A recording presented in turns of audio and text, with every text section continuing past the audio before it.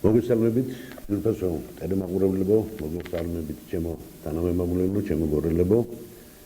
როგორც იყო, დამთავრდა ეს აგიტაციის და პროპაგანდის დღეები, ხვალ უკვე არჩევნებია, ხვალ უკვე თქვენი აზრი და თქვენი სურვილი უნდა გამოხატოთ. მართლა ძალიან რთული პერიოდი იყო, ბევრი ცილისწამებები, ბევრი ტყუილები, ბევრი საქმის კეთებაც იყო. ძალიან მიხარია, რომ თითქმის არ არის სოფელი, თითქმის არ არის კუთხე, სადაც ჩვენი ხელი არ დაეტყო და რაიმე სიკეთე მაინც არ გავაკეთეთ. ალბათ ეს სიკეთეები უფრო წინა გვაქვს, უფრო მეტის გაკეთებას ვაპირებთ და დამერწმუნეთ, რომ რაც ჩემს პროგრამაშია ჩადებული, ყველანაირად ვეცდები, რომ ეს საქმე შევასრულო. პირველ რიგში ალბათ ყველაზე დიდი ჩემი ბრძოლის, ასე ვთქვათ, მიზანი იქნება, რომ პენსიონერებს, ჩვენ მოხუცებულებს, რამენაირად შევსუმბუქოთ ყოფა-ცხოვრება და ვიზრუნოთ, რომ არა თუ მარტო გაორმაგდეს, არამედ საცხოვრებელ მინიმუმამდე მივიყვანოთ ეს თანხები. მეორე ჩემი საზრუნავი იქნება, რომ პედაგოგების, სკოლების მატერიალური ბაზა განვივითაროთ და პედაგოგების საყოფაცხოვრებო პირობები გავაუმჯობესოთ. დამერწმუნეთ, რომ თუ პედაგოგები კარგად იქნებიან, ჩვენი შვილებიც კარგად იქნებიან და ჩვენი შვილიშვილებიც ამდროულად განათლებულები აღიზრდებიან.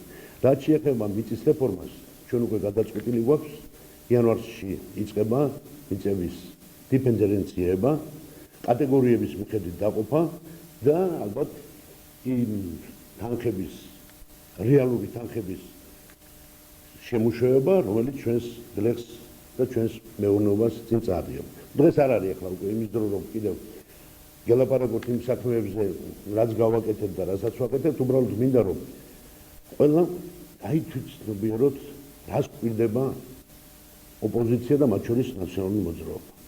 მე მაგალითად მიმაჩნია, აბსურდად მიმაჩნია, რომ მოაზროვნე ადამიანი, ოდნავ განათლებულმა ადამიანმა დაიჯეროს ის, რომ საქართველო, ეს აგრარული ქვეყანა, შეიძლება რომ მიწის გადასახადიდან გაანთავისუფლოს გლეხი. საქართველოში მცირე მეწარმეებს, ფარდულების, მაღაზიების პატრონები განთავისუფლდნენ გადასახადიდან. საინტერესოა, ესეთი ფანტაზიის მქონე პიროვნებებს როგორ მიაჩნიათ, რითი უნდა გასცენ ეს ხელფასები, რითი უნდა გასცენ პენსიები, რითი უნდა დააყენონ ქვეყანა ფეხს. ამიტომ ძალიან დიდი თხოვნა მაქვს ჩვენი ამორჩევლისადმი, რომ დაფიქრდნენ, გაანალიზონ, გადახედონ იმ ადამიანების ყოფა-ცხოვრებას, რაც განვლილი, რაც გაგვიკეთებია, რაც გავაკეთეთ ამ მოკლე ხანში, რის გაკეთებასაც ვაპირებთ და ამის მიხედვით გავაკეთოთ ის აქცენტი. მე მგონი დღეს არა მარტო საქართველოს, არამედ აი თუნდაც კონკრეტულად გორი ისტორიული მოვლენის წინაშე დგას. 3 დეპუტატობის კანდიდატი. 3 გორელი უნდა შევიდეს პარლამენტში, რა თქმა უნდა, თქვენი მხარდაჭერით. წარმოიდგინეთ, ეს ამხელა სიძლიერეა, რამდენი საქმის გაკეთება შეგვიძლია ერთად და მართლა რამდენ სიკეთეს მოვუტანთ ჩვენ გორელებს და ჩვენ ხალხს. მე მინდა გთხოვოთ, რომ პირველ რიგში ყველანი მოხვიდეთ არჩევნებზე. უნდა გთხოვოთ, რომ გადახედოთ კიდევ ჩვენს მიერ გაკეთებულ საქმიანობას და ჩვენს ასე ვთქვათ დაპირებებს და ჩვენს პროგრამას და მხარი დავუჭიროთ. დამერწმუნეთ, თქვენი მხარდაჭერა ეს გორის მხარდაჭერაა და გორის კეთილდღეობაა. მადლობთ ყურადღებისათვის.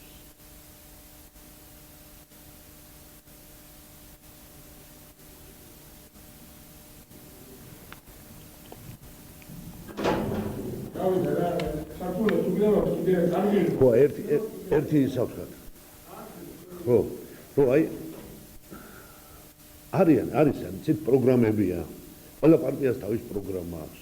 ყველა ზოგს კონკრეტული, მაგალითად, მხოლოდ კონკრეტული საქმეები მაქვს დაფიქსირებული ჩემს პროგრამაში.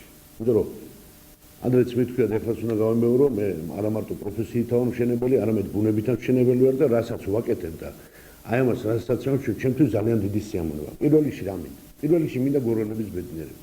მინდა რომ ქუჩაში ყველა გამლელი და ყველა ის ადამიანი, ვისაც სიკეთეს გაუკეთებ, გაღიმებული ხვდებოდეს. ეს ჩემი ძალიან დიდი სურვილია, როგორც გორლის. მაგრამ ვერც იმას ვერ შევეგუები, რომ ჩემი გორი, ჩემი ხალხი, ვინმე მოაწყოს სრულ დაპირებებით და ფანტაზიის სფეროდან მოტანილი პროგრამები. ისაზრდოს და გამოგვიგო ჩვენი ხალხი. მაგრამ ვინ უშლიდა ამ ოპოზიციას. თქვათ იგივე ნაციონალურ მოძრაობას, რომ ეკეთებინეს საქმე, მე მაჩვენეთ მათი პრაქტიკული გაკეთებული საქმეები და დავიჯერებ ყველაფერს. თუნდაც ამ ორი თვის განმავლობაში. დაპირება იმისა, რომ მიწის გადასახადიდან დავანთავისუფლებთ, დაპირება იმისა, რომ მეწარმეები, მაღაზიის პატრონები შემოსავლიდან მოგების წილს არ გადაუხდიან სახელმწიფოს და ამ დროს ესე იგი პენსიონერებს გაუორმაგებთ პენსიას, ეს აი უდიდესი ალბათ მიუნხაუზენიც ვერ მოიფიქრებდა ესეთ ლამაზ ტყუილს, როგორც აი ჩვენმა ნაციონალურმა მოძრაობამ მოიგონა. მას რითი უნდა გავხსენ გასცენ ხელფასზე. მას რითი უნდა გაუორმაგონ პენსიონერებს პენსიები. რითი უნდა მისცენ მასწავლებლებს ხელფასები თუ საქართველოში ამ აგრარულ ქვეყანაში მიწის გადასახადი არ იქნება.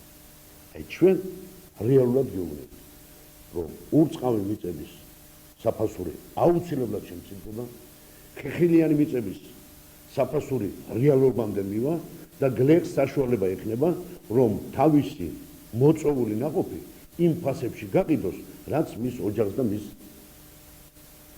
ასე ვთქვათ, მის ოჯახს და მის ახლობლებს დააკმაყოფილებს.